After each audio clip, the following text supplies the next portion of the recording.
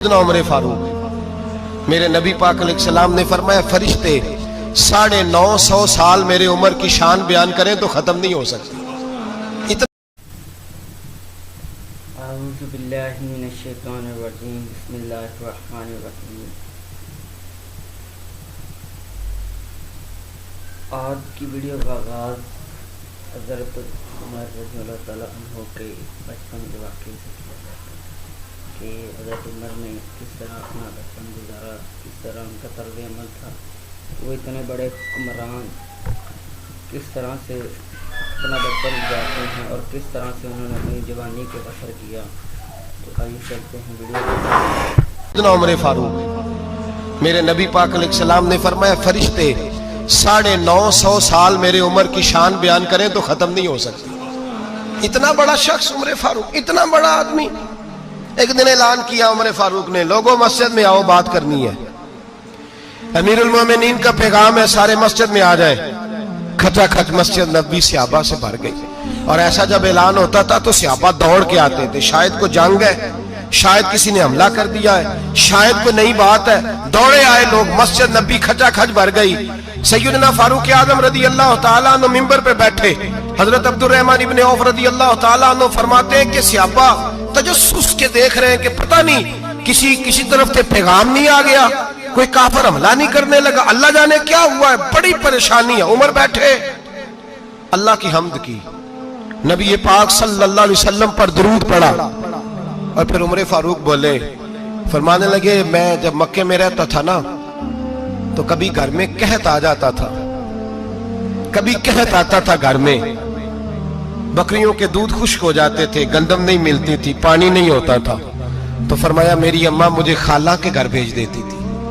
कबीला बनु मखजूम, उस कबीले में मेरी खाला की शादी हुई थी तो वो मालदार लोग थे, उनके पास ज्यादा बकरियां, ज्यादा ऊंट, ज्यादा गायें, ज्यादा खेत थे।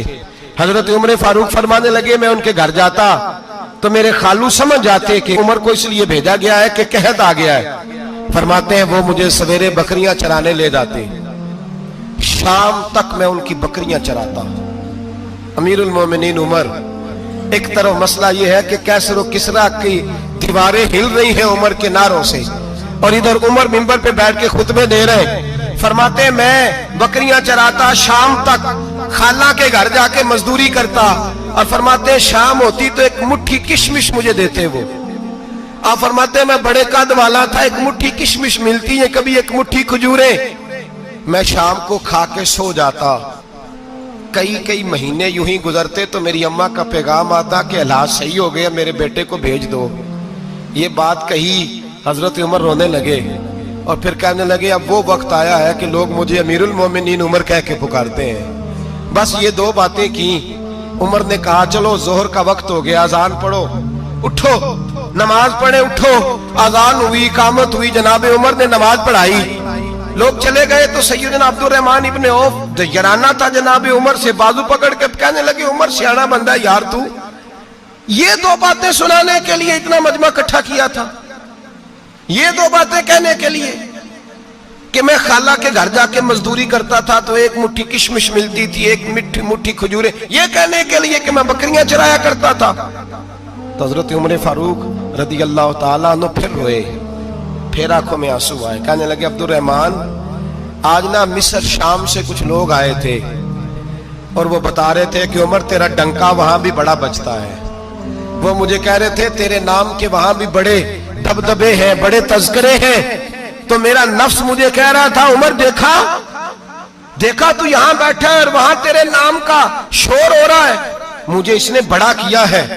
तो मैंने आज मुस्तफा के सारे गुलाम इकट्ठे करके अपनी औकात बता दी है। मैंने अपनी औकात बताई है कि मैं कुछ नहीं, कोई शय नहीं, कोई चीज ही नहीं, असी किसी से कुछ नहीं जे लगदे, ना कोई साडा दर्दी। मैंने बताया है कि मैं तो किसी के बकरियां चरा के एक मुट्ठी किशमिश लेके गुजारा किया करता था।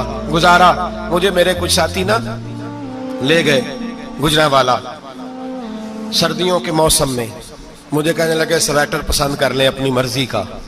तो मैंने कहा यार मुझे तो वही मजा आता है जो मेरी अम्मा क्रोशिये से बनाया करती थी, वही वो पहले अब्बा पहनते थे, پھر وہی سویٹر بڑا بھائی پہنتا تھا، پھر ہمارے کھاتے میں آ گیا، اور پھر اس کی تعریفیں ہوتی تھی غربت چھپانے کے لیے، اس کی تعریفیں ہوتی تھی بڑی بڑی محنت سے بنا ہے جی، کیا بات ہے، بڑا گرم ہے، تو اب چھوٹے بھائی کو دے دیا جائے۔ ہم نے کہا وہی زمانہ دیکھا ہے، وہی رنگ دیکھا ہوا ہے، اور اس پر فخر ہے۔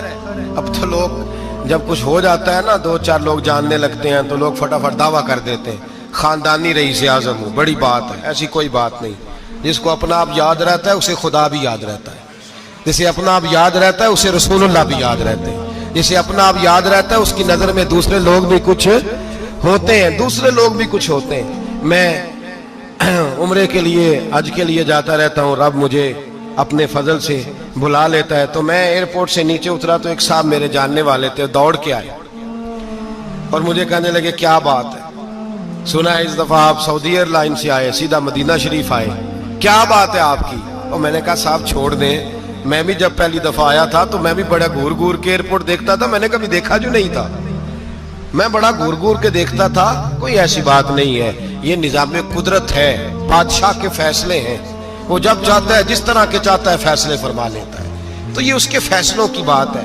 ہم لوگ نا جس حیثیت پہ ہوتے ہیں وہیں رہ جاتے ہیں، پچھلی بات بھول جاتے ہیں، اس لیے ہم چاہتے ہیں جو بھی ہمیں ملے جھک کے ملے، جو بھی آئے، اور یہ میرا آپ کا سب کا مشترکہ معاملہ ہے۔ میرے نبی پاک صلی اللہ تعالی علیہ وسلم نے صحابہ سے پوچھا تمہیں بتاؤں جنت کے بادشاہ کون ہوں گے؟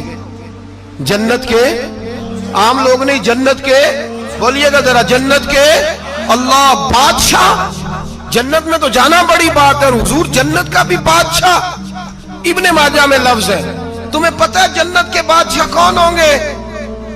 تو میرے مصطفیٰ کریم صلی اللہ تعالی علیہ وسلم کے غلاموں نے کہا حضور ہمیں نہیں پتا، تو حضور نے فرمایا جنت کے بادشاہ وہ لوگ ہوں گے جنہیں دنیا میں کوئی بھی نہیں جانتا تھا، جن کے کپڑے سادے ہوتے تھے، جو غریب لوگ ہوتے تھے، جو سفارش کرتے تھے تو ان کی قبول کوئی نہیں کرتا تھا، جو کسی کے ساتھ جاتے تھے تو ان کو مانتا کوئی نہیں تھا، وہ جنت کے بادشاہ ہوں گے، بادشاہ۔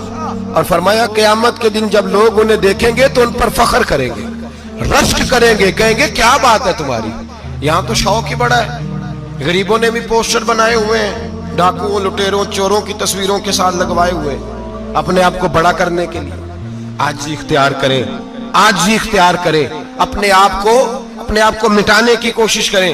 رب کریم کے بندے آگے بڑھ بڑھ کے اپنا آپ دکھاتے نہیں، بڑا شوق ہے، پہلے فوٹو کھچا لو، باقی باتیں بعد میں ہوں گی، پہلے ویڈیو بنا لو، باقی کچھ اور بعد میں ہوگا، پہلے۔ اب تو پرسوں ترسوں مجھے ایک مولانا کہنے لگے کہ آپ سے میں نے، وہ یہاں جمعہ پڑھنے آتے ہیں کبھی کبھی، میرے دوست ہیں، کہتے ہیں آپ سے میں نے سنا تھا کہ اگر کوئی، اس نبی پاک کا فرمان ہے اگر کوئی نذرانہ دے تو اس کو لے لو، اگر کوئی تحفہ دے تو اس کو، حضور نے فرمایا لے لو، اگر تمہیں کو دیتا ہے اپنی مرضی سے، مانگنا منع ہے، کوئی دے دے تو لے لو، ورنہ ایک وقت آئے گا تم مانگو گے تمہیں ملے گا نہیں، جب کو دے دے تو لے لو۔ کہنے لگے آپ نے کہا تھا کو دے دے، تو اس وقت سے میں کوئی سوٹ دیتا ہے مجھے میری مسجد کا نمازی تو میں لے لیتا ہوں، کوئی مجھے کوئی اور شے دیتا ہے تو میں آپ سے سن کے، تو اگر میری مسجد کا نمازی سوٹ پکڑاتے ساتھ فوٹو بھی کھینچے تو پھر میرے لیے کیا حکم ہے، وہ خوشبو کی ڈبی دیتے ہوئے ساتھ فوٹو بھی کھینچے، پھر میرے لیے کیا حکم ہے۔ کہنے لگے رمضان میں یہ حال ہوا ہے کہ لوگ کپڑے دے رہے تھے اور فوٹو کھینچ رہے تھے، کیا چکر ہے، کہاں چلے گیا؟ غریب آدمی کی عزت نفس کو کچل ڈالا پکڑ کے، ایک جوڑا سال کے بعد امام کو دیا، اس کی بھی تصویر کھینچ کے فیس بک پہ دے ڈالی، یہ ہماری آج کی۔ تو یہ وہ عمر ہیں جو میرے رسول صلی اللہ علیہ وسلم، باقی سارے صحابہ رسول صلی اللہ علیہ وسلم کی مرید ہیں، باقی سارے صحابہ رسول صلی اللہ علیہ وسلم کے مرید ہیں، اور آپ اور حضرت عمر رضی اللہ تعالیٰ عنہ آپ صلی اللہ علیہ وسلم کی مراد ہے۔ آپ صلی اللہ علیہ وسلم نے کعبے کی چادر پکڑ کر مانگا تھا کہ یا میرے آقا عمر بن ہشام عطا کر دیں یا پھر عمر بن خطاب عطا کر دیں۔ تو یہ دیکھیں یہ اس دور کا حکمران ہے، دیکھیں اس کا طرز عمل، یہ وہ عمر ہے جس کے نام سے شیطان بھی بھاگ جاتا ہے۔ اور آج کل کے ہمارے حکمران دیکھیں آپ کہ آج ان کو اپنی پڑی ہے، کسی کے پاس ریکارڈ نہیں ہے، وہ جو ہر بندے کو اپنے فائدہ کا پڑا ہوا ہے۔ उस हुक्मरान को भी देखें ना, जो कि 2 साल में 2 जोड़े कपड़े तनख्वाह होती थी, और उस कपड़ों में भी 17 पाबंद लगे हुए।